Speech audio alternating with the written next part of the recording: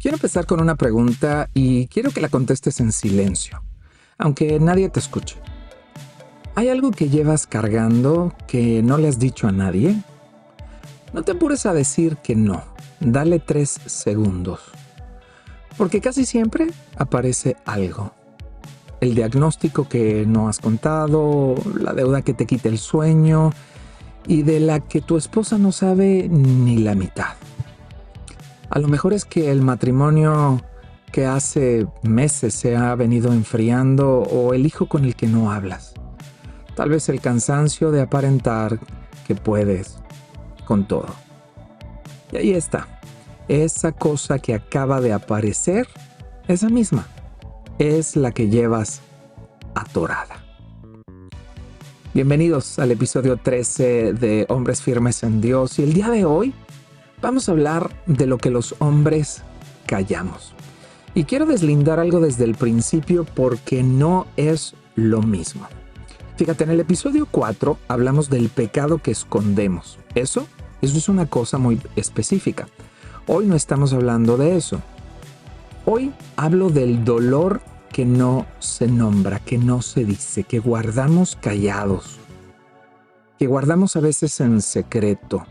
Es aquel miedo, aquel agotamiento, aquella pérdida que hemos tenido, algún diagnóstico o simplemente la soledad. Y ojo, esto tampoco es lo que hablamos en el episodio 11, cuando estuvimos hablando acerca del orgullo y del yo puedo solo, ¿verdad? Un hombre puede haber soltado el orgullo, tener una iglesia, tener muchos amigos y aún así llegar a casa cargando una frase que jamás ha dicho en voz alta. Porque el orgullo dice no necesito ayuda, pero el silencio dice algo peor. Dice, si lo digo, dejo de ser fuerte o dejar de ser respetado. Así que hoy vamos a matar esa mentira juntos. Y para empezar, yo quiero que entendamos dónde aprendimos a callar. Si bien vamos a nombrar la mentira con precisión y tiene que ver con esto, con esta frase que dice que si lo digo, dejo de ser fuerte, dejo de ser hombre, dejo de ser respetado. Ahí ahora, vamos a establecer una pregunta incómoda para de alguna manera empezarnos a cuestionar esta mentira. ¿Dónde aprendimos esto? Porque no nacimos sabiéndolo, y eso es un hecho.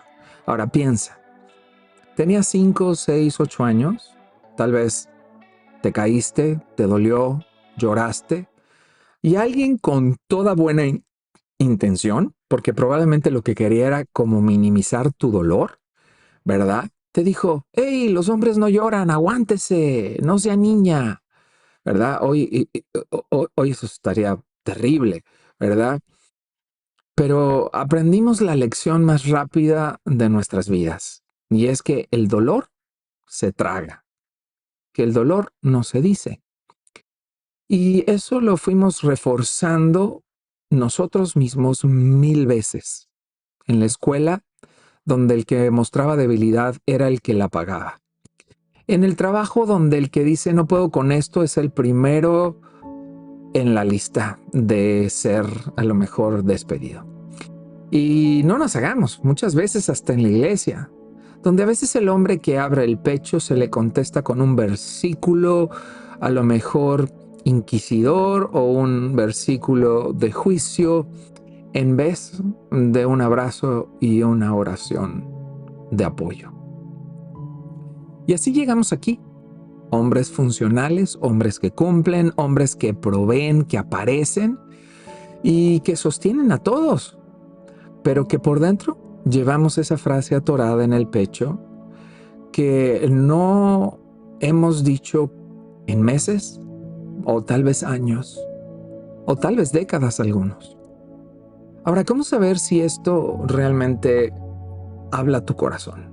Y déjame darte 3 señales. La primera, cuando alguien te pregunta cómo estás y contestamos bien en automático y no es verdad y ni siquiera lo pensamos, es simplemente la mentira reflejo. ¡Boom! Te hacen la pregunta y de manera de reflejo la contestamos. La segunda señal puede ser, conoces los problemas de tus amigos, pero ellos no conocen ninguno de los tuyos. Tú eres al que llaman, pero tú eres el que nunca llama. Ahora, la tercera señal puede ser que hay una versión de tu vida que solo tú conoces. Y a veces, manejando solo en el carro, esa versión se te sale por los ojos. Y llegas a la casa y no dices absolutamente nada. Si algo de esto te describió, déjame decirte, no estás roto. Simplemente llevas muchos años guardando silencio, callado. Y esas son dos cosas completamente distintas. Ahora vamos a hablar de algo. El silencio, lo que los hombres callamos, tiene un costo físico también. Esto se refleja físicamente en nuestra salud, en nuestro cuerpo. Y la Biblia lo establece de manera muy clara y puntual. Y empiezo con algo que te va a sorprender por lo médico que suena para tener 3000 años atrás. El rey David, el gran guerrero, el que mató al gigante, el hombre más celebrado de su nación, escribe esto en uno de los salmos probablemente más contundentes, y dice: mientras guardé silencio, mis huesos se fueron consumiendo por mi gemir de todo el día. Mi fuerza se fue debilitando como al calor del verano, porque día y noche tu mano pesaba sobre mí. Eso está en Salmos 32, versículos 3 y 4. Ahora, fíjate en lo que no dice. No dice: mientras guardé silencio estuve tranquilo. Tampoco dice que mientras guardé silencio aguanté como hombre. No, dice que los huesos se le consumían, que la fuerza se le secaban. David está describiendo un costo físico. Y mi querido hermano, amigo, el silencio no se queda en la cabeza, se te mete al cuerpo, igual que le estaba pasando a David hace 3000 años atrás.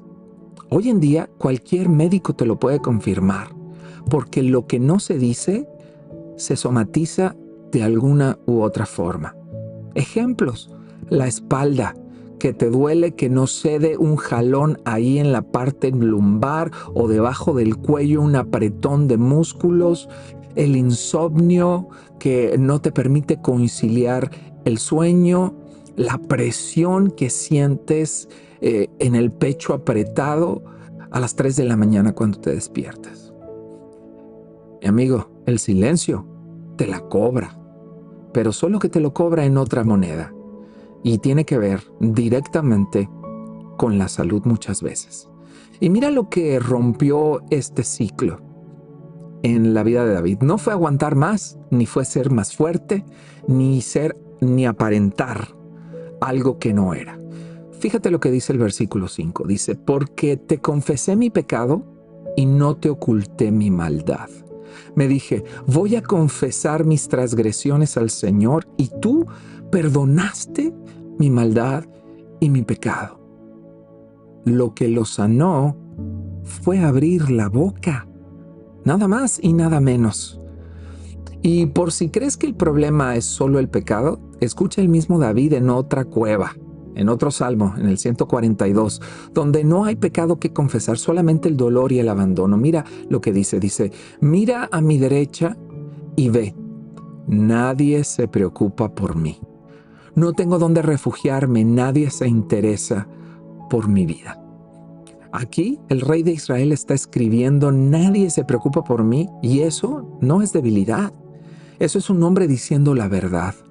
Dios se dio a la tarea en dejar esto en la Biblia para siempre, para que tú y yo supiéramos que se vale decir las cosas, que es bueno abrir el corazón, que eso, guardado en silencio, puede producirnos afectaciones físicas, emocionales y de salud. Ahora, vamos a hablar de otro hombre y de otro caso que quiero puntualizar.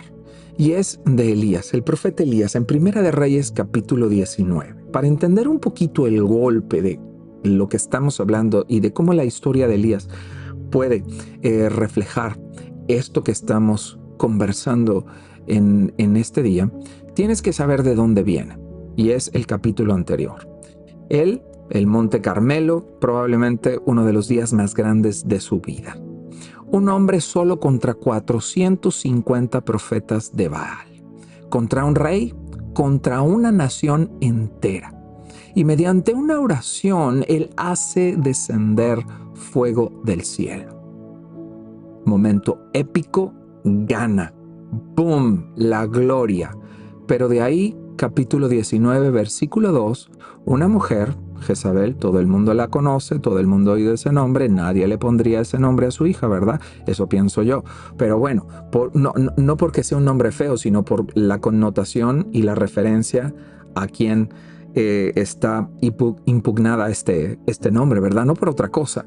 Le manda, esta mujer, Jezabel, le manda una amenaza, un mensaje. Simplemente le manda palabras. No le manda otra cosa, no le manda un ejército, no le manda guerreros, no le manda nada, le manda palabras, un mensaje. ¿Y qué pasó en el caso de Elías? ¿Cómo recibe estas palabras? Sale corriendo, huye al desierto, camina un día entero y se sienta debajo de un arbusto diciendo: estoy harto, Señor, quítame la vida, pues no soy mejor que mis antepasados. Ahora vamos a detenernos ahí. El profeta más poderoso de su generación pidiéndole a Dios que le quite la vida. Y esto es lo que quiero que veas, porque nadie lo vio venir. No hay un solo versículo donde Elías le diga a alguien: estoy al límite. Él cargó solo hasta que se quebró, como muchas veces nos ha pasado a ti y a mí. Y ahora mira lo que Dios hace y sobre todo lo que no hace, porque esto es importante también puntualizarlo. Dios no lo regaña, no le dice: ¿cómo te atreves después del Monte Carmelo, después de lo que viste que yo hice y de la gran victoria? No. No le cita su propio testimonio en la cara. No le manda un versículo para juzgarlo, para hacerlo sentir mal. No. ¿Qué es lo primero que hace Dios? El versículo 5 del capítulo 19 simplemente establece y dice que Dios lo deja dormir. Y cuando despierta, hay un ángel con pan caliente y agua, quien le dice: come. Y ya una vez que comió, lo deja dormir otra vez. Y cuando se despierta, le da de comer otra vez. Ahí están los versículos 6 y 7. 2 veces. Descanso y comida. Antes de cualquier conversación espiritual. Ahora, mi querido amigo y hombre, escúchate esto. A veces, lo más espiritual que Dios hace por un hombre agotado es dejarlo dormir y darle de comer. Si tú estás en un arbusto hoy, quizá lo primero que necesitas no es un versículo, es simplemente descansa y come, porque eso también lo hace Dios. Ok, continuamos. Solo después viene una pregunta, solo después de que Dios le da de comer y lo permite descansar, le hace una pregunta completamente pastoral. Dios a Elías y le dice: ¿qué haces aquí, Elías? Ahora piensa, ¿Dios necesitaba la información? Por supuesto que no. Sabía exactamente qué estaba haciendo ahí Elías y por qué estaba ahí. La pregunta no era para que Dios se enterara, como muchas otras en la Biblia, era para que Elías lo dijera. Y cuando Elías lo suelta todo, dice: me consume el celo por el Señor Dios Todopoderoso. Solo yo he quedado con vida y ahora quieren matarme a mí también. Eso está en el versículo 10. Pero ahí está la frase que llevaba atorada Elías, por la cual lo llevó hasta el punto que llegó. Fíjate, Él dice, solo yo he quedado. O sea, me quedé solo. ¿Y sabes qué hace Dios entonces? Después del viento, del terremoto, del fuego y del silbo apacible, le hace la misma pregunta otra vez. Y le dice, Elías, ¿qué haces aquí? Y entonces Elías la contesta otra vez, palabra por palabra, la misma frase. Y aquí hay algo que quiero que nos llevemos. Porque hay cosas que un hombre necesita decir 2 veces para creérselas. Y sobre todo, para creer lo que está diciendo y que ya las dijo también. Porque muchas veces la primera vez lo dices con la garganta. Y la segunda vez ya lo dices con el corazón. Lo dices con el pecho. Y ahí es donde la respuesta hace de alguna manera entrar en una conversación con Dios. Porque Dios no dejó a Elías con la frase en el aire. Dios le contesta cuando ve que viene directamente de lo más profundo de su corazón. Y Dios le da 2 regalos concretos. Y los 2 son exactamente lo que un hombre necesita. Y en este caso Elías, pero esto aplica directamente, en su totalidad a nosotros cuando nos mantenemos en este silencio, callando las cosas. El regalo 1, versículo 18. Dios le dice a Elías, todavía quedan en Israel 7,000 que no se han arrodillado ante Baal. Ahora, ¿cómo se traduce esto? Primero, Elías, estás equivocado. No estás solo y no por poquito, sino por 7,000. O sea, si tú crees que eres el único que estás viviendo esto, el único por el cual las consecuencias y las circunstancias se han dado, permíteme decirte algo, no estás solo. Y muy probablemente el margen de error que tienes es enorme, porque no somos los únicos que hemos atravesado circunstancias difíciles y que las hemos guardado en silencio. Lo mismo le está diciendo Dios a Elías. ¡Hey! No estás solo, hay 7,000 hombres que no se han arrodillado. No eres el único. Ahora, escucha bien lo que acaba de pasar también. Y es que la soledad de Elías no era un hecho, era una mentira. Una mentira que se sentía absolutamente real desde el arbusto donde él estaba. Y a veces esta es la crueldad del silencio, porque el silencio te aísla. Y desde ese aislamiento te convence de que estás solo. Y esa convicción te lleva a callar más.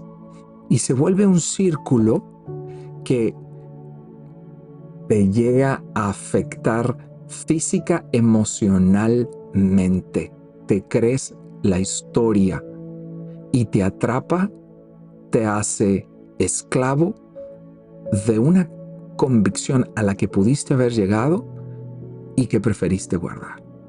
Ahora, Elías no lo rompió ese círculo con más fuerza.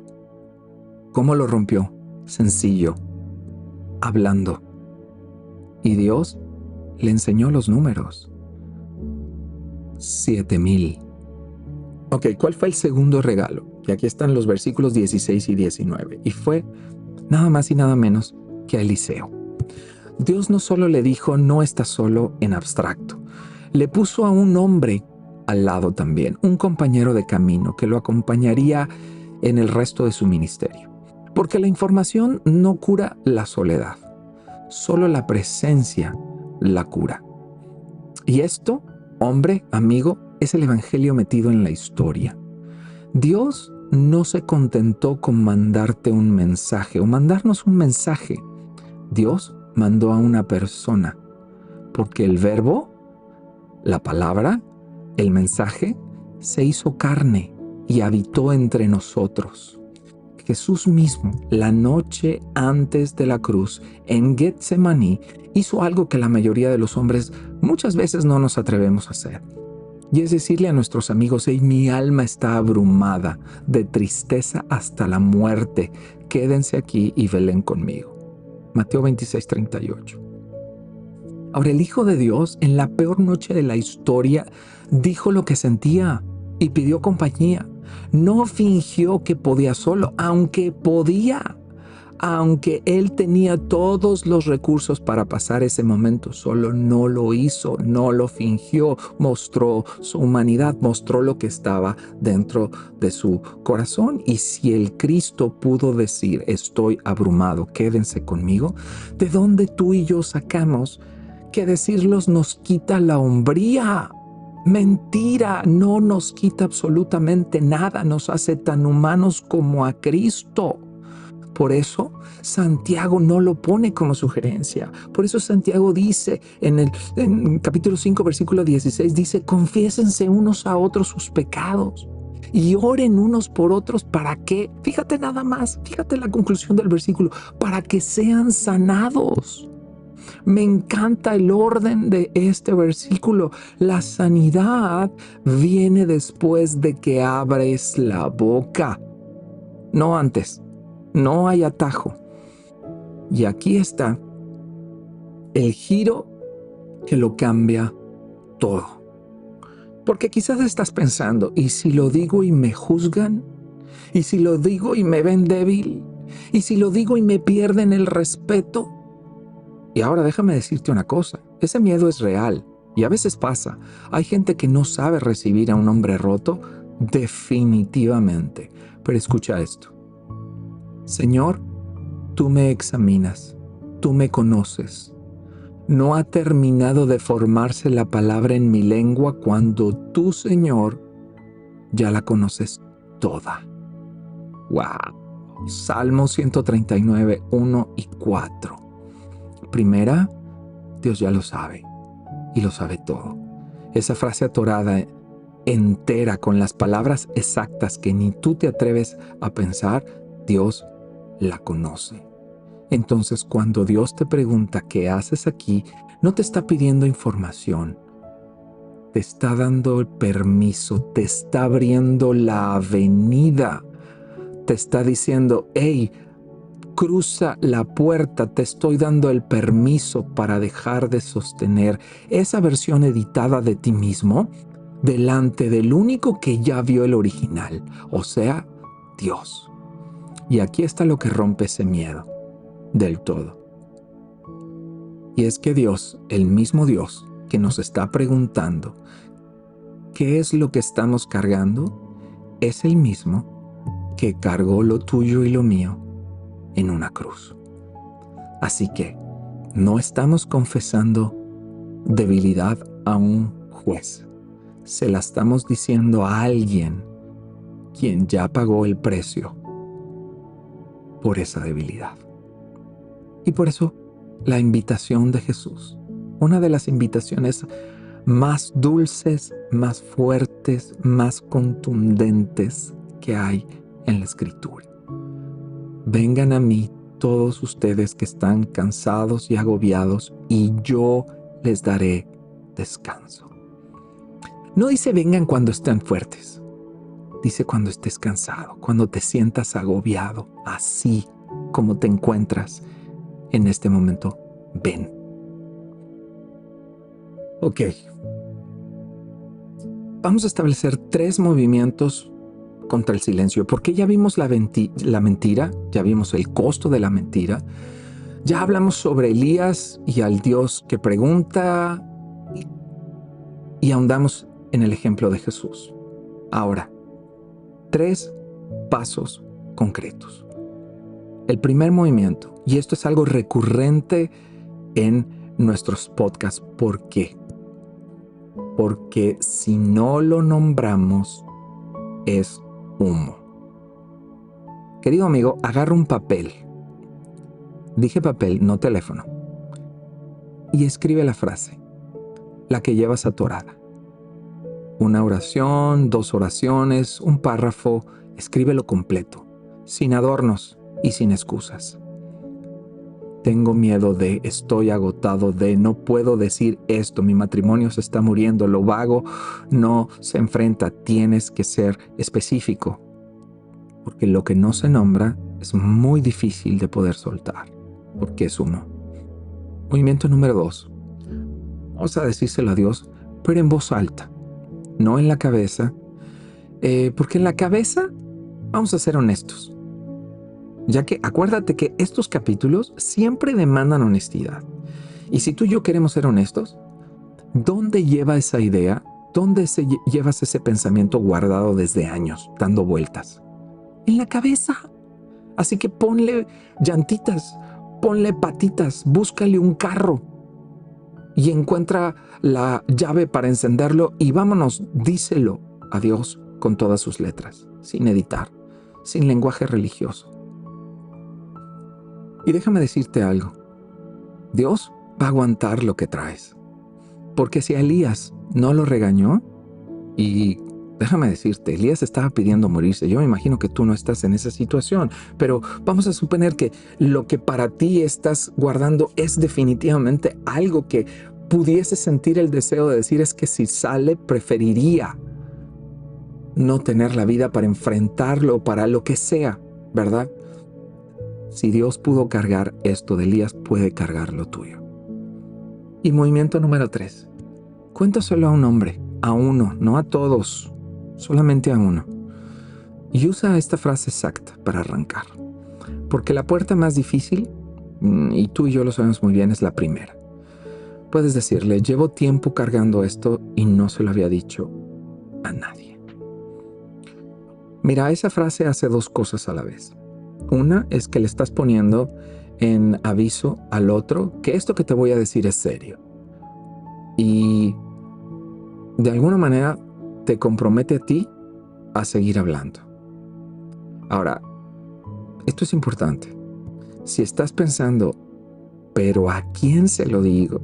Y si de verdad no tienes a nadie, entonces ese es el diagnóstico inicial y el real, mi querido amigo. Y hay que resolverlo, no lo podemos ignorar. Y si tú quieres, escríbeme al canal. Este mes abrimos un grupo pequeño de hombres que decidieron dejar de caminar solos. Y existe específicamente para eso. Porque el hombre firme no es el que aguanta callado. Es el que sabe con quién camina. Y bueno, antes de cerrar, quiero hablarle a un hombre en específico. Si tú has estado escuchando esto y estás debajo del arbusto como Elías, si de verdad ya no puedes, si has pensado que todos estarían mejor sin ti, no cierres este episodio y sigas como si nada. Escucha, lo que sientes es real, pero también no es... Y también es una mentira. Y déjame decirte, es real porque el cansancio existe. Y no te lo estoy negando. Pero también entiende por qué te estoy diciendo que es una mentira. Y es porque desde el arbusto todo se ve peor de lo que es. Elías juró que se había quedado solo. Y estaba equivocado por 7,000. No decidas nada hoy. Duerme. Come. Y díselo a alguien. A tu esposa, a un hermano, a un pastor. Puedes decírmelo a mí en el canal o en el sitio web. Déjanos un mensaje de voz. Créeme, no estás solo, aunque el arbusto te asegure lo contrario. Y al resto, a los que cargan algo más pequeño, pero igual de callado, no esperes al arbusto. Dilo antes de quebrarte. Porque si le sigues metiendo tiempo, esa prisión, esa cadena, ese gran peso, ese miedo va a seguir atormentándote y de alguna u otra manera se va a seguir reflejando en tu salud. Muy bien, esto fue nuestro episodio 13 de Hombres Firmes en Dios. Y si esto te tocó, no te lo guardes, por favor, mándaselo a un hombre que a lo mejor lleva tiempo callado o callando. Y puede ser, tú y yo no lo sabemos, pero puede ser que sea lo único que necesitaba escuchar el día de hoy. Así que compártelo. Y antes de despedirme, quiero traerte una buena noticia, algo nuevo que me encantaría que lo sepas. Y a partir de esta semana estamos publicando algo que hemos denominado Firme en 60. Es un devocional corto de 90 segundos. Lo estamos publicando 4 veces por semana. Lunes, miércoles, viernes y domingo. Ahora, ese devocional no reemplaza nada de lo que estamos ya haciendo y poniendo en tus manos. Esto es para los días de a la mitad, cuando el episodio ya a lo mejor se te olvidaron algunas cosas, pero todavía falta, ¿verdad? Para el contenido que sigue. Entonces ahí estamos colocando estas piezas breves de 90 segundos. ¿Y qué contiene? Es un versículo, es una idea. Es muy sencillo. Lo encuentras en el app de Hombres Firmes en Dios o donde quiera que escuches tu podcast. Búscalo como Firme en 60 y el 60 en número 60, ¿verdad? O si prefieres que te llegue por correo, en la descripción de este podcast, ahí te estoy dejando el link para que te puedas registrar y recibas los 4 pequeños devocionales por escrito desde el principio. Bueno, continuamos también en el canal de WhatsApp, ya sabes, mandando siempre la reflexión escrita, un reto todos los viernes, ¿verdad? Para que sigamos conectados. Ahora, la próxima semana vamos a un lugar donde muchos aprendimos a callar. Y esto es un asunto profundo. Y es en la casa donde crecimos. Mira, del tema del padre y de la herida paterna, todo el mundo habla. Pero de la herida materna o de la mamá, casi nadie. Porque a ella, cultural y socialmente, se le tiene que defender. Así que la próxima semana sí vamos a hablar de este tema y te aviso de una vez, puede ser que incomode. Pero te lo digo con todo el amor y con todo el cariño que te tengo, mi querido hombre y amigo que estás del otro lado. Una vez dejamos entrar esto, Dios sigue limpiando, formando y fortaleciendo nuestro corazón cada vez más y más. Y esto es un área que a veces la hemos dejado completamente relegada, porque pensamos y creemos que no hay necesidad de hablar.